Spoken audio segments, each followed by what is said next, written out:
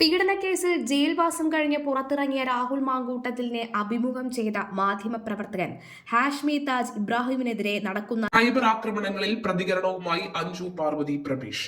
വണ്ടിപ്പെരിയാറിലും വാളയാറിലും കുരുന്നുകൾ ക്രൂരമായി കൊല്ലപ്പെട്ടപ്പോൾ നിശബ്ദത പാലിച്ചവരാണ് ഇപ്പോൾ സദാചാര പ്രസംഗവുമായി രംഗത്തെത്തിയിരിക്കുന്നത് എന്ന് അഞ്ജുവിന്റെ ഫേസ്ബുക്ക് പോസ്റ്റിലൂടെ വിമർശിക്കുന്നു. സ്ത്രീ സുരക്ഷയുടെ സൈറൺ മുഴക്കി ചില ഫേക്ക് സ്ത്രീപക്ഷവാദികൾ വീണ്ടും രംഗത്തിറങ്ങിയിരിക്കുകയാണ് എന്ന് അഞ്ജു കുറിക്കുന്നു. ബ്ലോക്ക് ബട്ടൺ ഉപയോഗിക്കാൻ അറിയാത്തവരും സ്വയം സമ്മതത്തോടെ ബന്ധങ്ങളിൽ ഏർപ്പെട്ടവരും പിന്നീട് ഇരവാദം ഉയർത്തുന്നത് രാഷ്ട്രീയ ലക്ഷ്യത്തോടെയാണ്. വാളയാറിലും വണ്ടിപ്പെരിയാറിലും പിഞ്ചുകുട്ടികൾ ക്രൂരമായി പീഡിപ്പിക്കപ്പെട്ട കെട്ടിത്തൂക്കപ്പെട്ടപ്പോൾ ഈ പറയുന്ന ഫെമിനിസ്റ്റുകളോ മാധ്യമങ്ങളോ ഇത്രത്തോളം ആവേശം കാണിച്ചിട്ടില്ലെന്ന് അവർ പറയുന്നു. ഫേസ്ബുക്ക് കുറിപ്പിന്റെ പൂർണ്ണരൂപം നോക്കാം. ഇന്നലെ ആ ഇന്റർവ്യൂ വന്നത് മുതൽ ഹാഷ്മിയെ ജേർണലിസം പഠിപ്പിക്കാൻ, മാധ്യമ ധർമ്മം പഠിപ്പിക്കാൻ കച്ചകെട്ടി ഇറങ്ങിയ ഒരു കൂട്ടം സോ കോൾഡ് സ്ത്രീപക്ഷവാദികളെയും മാപ്രച്ചി കോപ്രാച്ചികളെയും കാണുമ്പോൾ, അവറ്റകളുടെ ക്രോങ്ക്രോം കരച്ചിൽ കാണുമ്പോൾ ചിലത് പറയാതെ വയ്യ. കുറച്ചു ദിവസമായി പ്രവർത്തനരഹിതമായിരുന്ന അതിജീവിതമാരെ വെച്ചുകൊണ്ടുള്ള ഇരവാദം എഞ്ചിൻ വീണ്ടും അതിശക്തമായിട്ട് പ്രവർത്തിച്ച് കുറെ ചാറ്റ് സ്ക്രീൻഷോട്ടുകൾ എടുത്ത് വീശി സ്ത്രീ സുരക്ഷയുടെ സൈറൺ മുഴക്കുന്നു. ബ്ലോക്ക് ബട്ടൺ ഓപ്ഷൻ എന്താണെന്ന് അറിയാത്ത, തരോ എന്ന് ചോദിച്ചാൽ വരാമെന്ന് മറുപടി കൊടുക്കുന്ന സ്പെഷ്യൽ മാനാഭിമാനങ്ങൾക്ക് വേണ്ടി ഉച്ചത്തിൽ എഞ്ചിൻ പ്രവർത്തിപ്പിക്കുന്നത് കാണുമ്പോൾ അറിയാതെ ഓർത്തുപോകുന്നു കഴുക്കോലിൽ തൂങ്ങിയാടി പിടഞ്ഞു തീർന്ന പിഞ്ചു ശരീരങ്ങളെക്കുറിച്ച്. വാളയാറും വണ്ടിപ്പെരിയാറും കേവലം 6 വയസ്സ് മാത്രമുണ്ടായിരുന്ന വണ്ടിപ്പെരിയാറിലെ പൊടിക്കുഞ്ഞ് തൂങ്ങി നിന്നാടിയത് ഒരു കാമപിശാചിന്റെ മനോവൈകൃതം കൊണ്ടായിരുന്നു. 3 വയസ്സ് മുതൽ ബിസ്ക്കറ്റ് കൊടുത്ത ആ പൊടിക്കുഞ്ഞിനെ വശത്താക്കി അതിന്റെ ഇളം മേനി കൊത്തിപ്പറിച്ച കഴുകൻ അർജുൻ ഒടുക്കം അതിനെ കൊന്ന് കെട്ടിത്തൂക്കി. അർജുൻ എന്ന റീസൈക്കിൾ കേരളയുടെ ഭാഗമായ സഖാവ് ആയിരുന്നു ആ കൊലയാളി. രാഷ്ട്രീയ ഇടപെടൽ കൊണ്ട് ഒടുക്കം കൃത്യമായ തെളിവുകൾ നിരത്താതെ വെറും പേരിന് മാത്രമുള്ള ഒരു പോക്സോ കേസായി അത് കോടതിക്ക് മുന്നിൽ എത്തിക്കാൻ പ്രോസിക്യൂഷൻ കഴിഞ്ഞപ്പോൾ പതിവ് കാര്യം തന്നെ നടന്നു.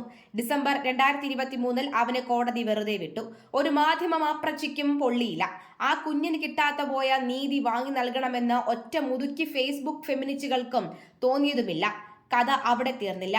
ആദ്യമായി ഒരു ബാലപീഡകനെ വിളിച്ചു വരുത്തി ഇന്റർവ്യൂ എടുപ്പിക്കാൻ, അവനെ വെളുപ്പിക്കാൻ തക്ക തൊലിക്കട്ടി ഒരു ചാനലിനും ജേർണലിസ്റ്റിനും ഉണ്ടായി. വെറും 6 വയസ്സുള്ള ഒരു കുഞ്ഞിനെ ഇല്ലാതാക്കി എട്ടും പൊട്ടും തിരിയാത്ത 3 വയസ്സ് മാത്രമുള്ള കുഞ്ഞിനെ തുടർച്ചയായി പീഡിപ്പിച്ചുകൊണ്ടിരുന്ന ഒരുത്തന്റെ ഇന്റർവ്യൂ എടുക്കാൻ ഉളുപ്പ് തോന്നാത്ത ചാനലിനെ, ഇന്റർവ്യൂ ചെയ്യാത്ത ജേർണലിസ്റ്റിനെ വിമർശിക്കാൻ ഒറ്റ മാപ്രച്ചി കോക്രാച്ചികൾക്കും നാവ് പൊന്തിയതുമില്ല. അന്നേരം അണ്ണാക്കിൽ പിരിവെട്ടിയിരുന്ന സകലരും ഇപ്പോൾ ഹാഷ്മിക്കെതിരെ മാധ്യമധർമ്മമെടുത്ത് വീശി സദാചാരത്തിന്റെ സ്റ്റഡി ക്ലാസ് നടത്തുകയാണ്. തുഫ്! രാഹുൽ മാങ്കൂട്ടത്തിൽ എന്ന രാഷ്ട്രീയ നേതാവിന്റെ കോഴിത്തരം ഏതായാലും മുകളിൽ കണ്ടതുപോലെ കോൾഡ് ബ്ലഡഡ് ബ്രൂട്ടാലിറ്റി അല്ല. അയാൾ ആരുടെ വീട്ടിലും കടന്നു ചെന്ന് റേപ്പ് ചെയ്തിട്ടില്ല, പൊടിക്കുട്ടികളെ വേട്ടയാടിയിട്ടില്ല, ഒരാളെയും കൊന്നിട്ടുമില്ല. ഒരു ജനപ്രതിനിധി ചെയ്യേണ്ട മര്യാദ, മാന്യതയൊന്നും അയാൾ കാണിച്ചില്ല എന്നത് നേര്. കിട്ടിയ പദവി, ജനപിന്തുണയൊക്കെ ഈ കാസനോവ കളിച്ച് ദുരുപയോഗം ചെയ്തു, അതും നേര്. 1ഉം 2ഉം കെട്ടി പിന്നെ 1/2 ഡസൻ ചിന്നവീട് സെറ്റപ്പുള്ള കോഴീശന്മാർ മന്ത്രിയായിട്ടും MLA ആയിട്ടും വിലസ് നടക്കുന്ന നാട്ടിൽ തന്നെയാണ് ഈ മാങ്കൂട്ടവും ഉള്ളത്. അവന്മാർ ചെയ്തതുപോലെയുള്ള നരമ്പിസം തന്നെ ഓനും ചെയ്തിട്ടുള്ളൂ. ഒരു ചൂണ്ട ഇട്ട് നോക്കി, അതിൽ ആരെങ്കിലും കൊത്തിയാൽ കിട്ടി, അല്ലെങ്കിൽ ചട്ടി എന്ന രീതിയാണ് ചെയ്തത്. പെണ്ണ് തന്നെ വേണ്ട വിധം കൈകാര്യം ചെയ്താൽ തീരുന്ന ടൈപ്പ് നരമ്പിസം. അതിന് അയാൾ സ്വന്തം പ്രസ്ഥാനം, പദവി എന്നിവ കരുവാക്കി എന്നത് തെറ്റ്. 18 വയസ്സ് കഴിഞ്ഞ ആണിനെയും പെണ്ണിനെയും ഉഭയകക്ഷ സമ്മതത്തോടെ ബന്ധപ്പെടാൻ റൈറ്റ് ഉണ്ടെന്നിരിക്കെ അവിവാഹിതൻ ആയ അയാളും വിവാഹിതരായ സ്ത്രീകളും തമ്മിലുണ്ടായ ലൈംഗിക ബന്ധത്തെ ബലാത്സംഗമാണെങ്കിൽ അല്ലേ ഈ നാട് കടത്താത്തക്ക വിധത്തിലുള്ള ക്രൈം ആവുകയുള്ളൂ. പിന്നെ ഗർഭഛിദ്രം, അതുമായി ബന്ധപ്പെട്ട കാര്യങ്ങൾ അത് തീരുമാനിക്കാൻ കോടതിയുണ്ട്. ഇവിടെ നിയമം അതിന്റെ വഴിക്ക് നീങ്ങുമ്പോൾ കിട്ടേണ്ട ശിക്ഷ അയാൾക്ക് കിട്ടും, അതിജീവിതയ്ക്ക് നീതിയും ലഭിക്കും. ഇത് ഒരുത്തനെയും വെളുപ്പിക്കാനുള്ള പോസ്റ്റ് അല്ല. അങ്ങനെയാണെന്ന് തോന്നിയാൽ അതെന്റെ പ്രശ്നവുമല്ല. തെറ്റ് ചെയ്തവന്മാർ വെള്ളം കുടിക്കട്ടെ ലിറ്റർ കണക്കിന്. അത് കേവലം ഒരുത്തൻ മാത്രമല്ല, കുടിക്കുമ്പോൾ എല്ലാവരും അവളുമാരും ഒക്കെ കുടിക്കട്ടെ.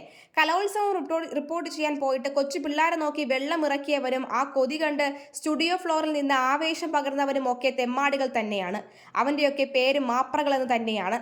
പക്ഷേ അവനൊക്കെ ഇടത് PR വർക്ക് കൈയാളുന്നവർ ആയോണ്ട് പോക്സോ കുറ്റം ചെയ്താലും നോ പ്രശ്നം, പോക്സോ കേസ് പ്രതിയെ വെളുപ്പിച്ചാലും നോ പ്രശ്നം. ഇവറ്റകളുടെ വീക്ഷണ കോണകത്തിൽ കേരളത്തിലെ ഒരേ ഒരു ഭീകര പേവേർട്ട് രാഹുൽ മാത്രമാണ്.